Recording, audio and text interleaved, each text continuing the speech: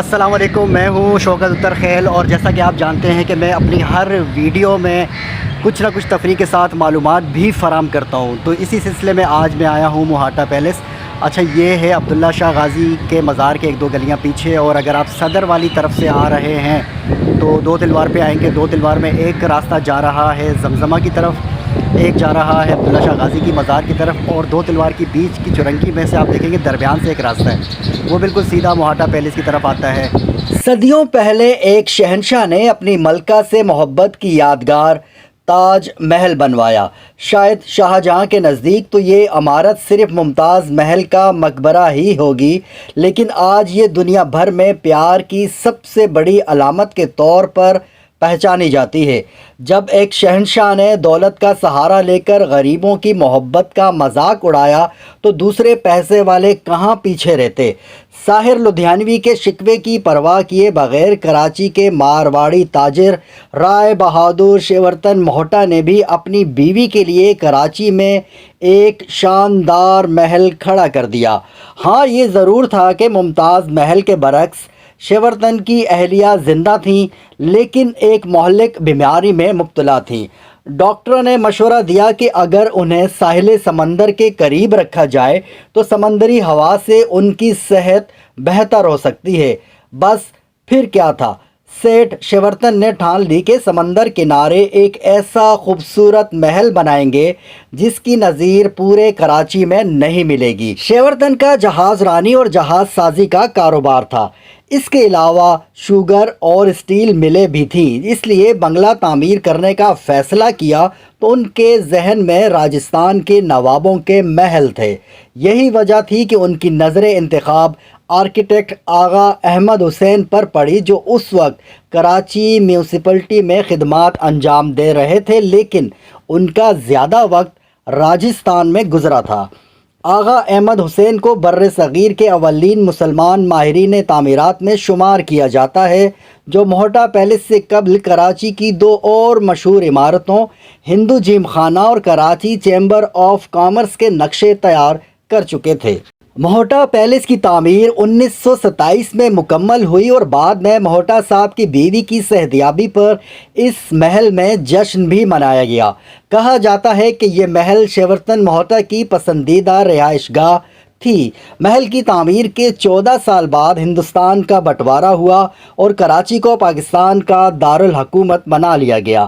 فیصلہ یہ ٹھہرا کہ جن کے پاس ایک سے زائد گھر ہیں ان کا ایک گھر حکومت اپنے قبضے میں لے لے گی، اور یوں شیورتن موہٹا کا گھر وزارت خارجہ کا دفتر بنایا گیا. موہٹا خاندان نے ہمیشہ کے لیے یہ مقام چھوڑ دیا اور ہندوستان نقل مکانی کر کے اس کے بدلے وہاں دوسری عمارت حاصل کر لی. 1.5 سال بعد دارالحکومت تبدیل کر کے اسلام آباد منتقل کر دیا گیا اور موہٹا پیلس فاطمہ جناح کو ان کی بمبئی والی رہائش گاہ کے بدلے میں دے دیا گیا. فاطمہ جناح کی نسبت سے اس محل کو بہت وقت سے حکومتی کاغذات پر قصر فاطمہ لکھا جاتا رہا. شیورتن کی طرح فاطمہ جناح نے بھی موہٹا پیلس کو بہت پسند کیا. وہ اپنی اکثر شامیں محل کی چھت پر گزارتی، جہاں سمندر کا دل فریب نظارہ انہیں خوب بھاتا تھا. قریب ہی صوفی بزرگ عبداللہ شاہ غازی کے مزار پر ہر جمعرات ہونے والی محفل سما وہ یہاں بیٹھ کر سنا کرتی تھی. فاطمہ جناح کی وفات کے بعد ان کی بہن شیری جناح نے 1980 میں اپنے انتقال تک یہیں قیام کیا، جس کے بعد ورثہ کی باہمی چپکلش کے باعث عمارت کو مقفل کر دیا گیا. کئی سال تک موہٹا پیلس کے در و دیوار پر گرد جمتی رہی، لیکن پھر صوبہ سندھ کی حکومت کو خیال آ ہی گیا اور 90 کی دہائی میں 70 لاکھ روپے کی رقم سے عمارت کو خرید کر اس کی تزئین و آرائش کی گئی اور اسے ثقافتی ورثہ قرار دے کر عجائب گھر میں تبدیل کر دیا گیا، جہاں سارا سال فنون لطیفہ سے متعلق نمائشوں کا انعقاد کیا جاتا ہے.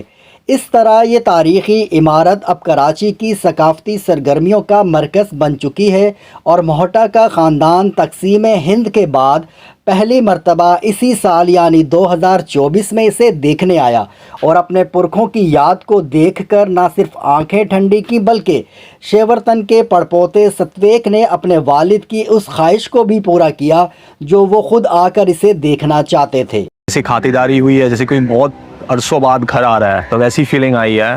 سو می is very humbling, you know, میرے پردادوں نے اتنا کام کیا تھا یہاں پہ, اور میں بہت خوش نصیب ہوں کہ آج آ کے میرے بچوں کو دکھا سکتا ہوں کہ ان کی لیگیسی, لینیج کیسی ہے. موہاٹا پیلیس کے اندر جب آپ آتے ہیں ٹکٹ لے کر, تو گرینری والا جو ایریا ہے, مطلب یہ آپ کور کر سکتے ہیں, ویڈیو کے اندر تصویریں بنا سکتے ہیں, اور بلڈنگ کے باہر کھڑے ہو کے تصویریں بنا سکتے ہیں, ویڈیوز بنا سکتے ہیں, ویڈیوگرافی کر سکتے ہیں. لیکن جب آپ اندر جاتے ہیں میوزیم والی جانب, تو وہاں آپ سے موبائل رکھ لیے جاتے ہیں. بہت اچھا سسٹم ہے, صاف ستھرا سسٹم ہے کہ موبائل آپ سے لے کے رکھ لیے جاتے ہیں. پھر آپ وہاں پر وزٹ کرتے ہیں. مختلف روم بنے ہوئے ہیں, روم نمبر 1 2 3 4 5. اچھا, روم نمبر 1 میں جو ہے وہ قائد اعظم کی تصویریں ہیں, محترمہ فاطمہ جناح کی تصاویر ہیں. روم نمبر 3 میں وہ نایاب کیمرے ہیں جس سے محمد علی جناح اور محترمہ فاطمہ جناح کے جو جلسے ہوتے تھے ان کی تصاویر بنائی جاتی تھی. جن کیمروں سے وہ کیمرے رکھے ہوئے ہیں, وہ لینسز رکھے ہوئے ہیں, وہ فلیشز رکھے ہوئے ہیں.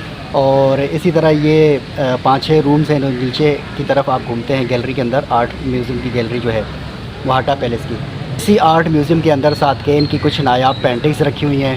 اور جب آپ فرسٹ فلور پہ جاتے ہیں تو وہ سندھی کلچر کو نمایاں کرنے کے لیے وہاں مختلف چیزیں ہیں, جس میں ریلی, تسبیح, ٹوپی اور ان کے حوالے سے مختلف چیزیں ہیں.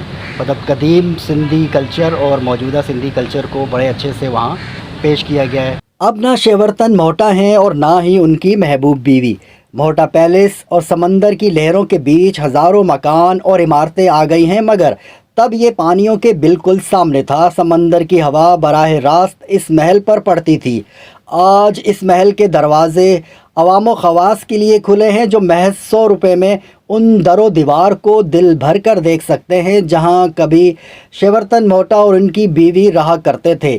عمارت کے گرد بنے باغ میں ننگے پاؤں ٹہل سکتے ہیں جہاں کبھی رات گئے چلنے والی محفلیں منعقد ہوتی تھی, اور ان فواروں سے چھلکتے پانی سے ہاتھ بھگو سکتے ہیں جہاں کبھی فاطمہ جناح وقت گزارا کرتی تھیں. امید کرتا ہوں کہ آج کی ویڈیو یقیناً آپ کو پسند آئی ہوگی. تو ملتے ہیں بہت جلد پھر کسی نئی جگہ پر, پھر کسی نئے مقام پر, پھر کسی نئی معلومات کے ساتھ. تب تک کے لیے مجھے دیجیے اجازت. اللہ حافظ.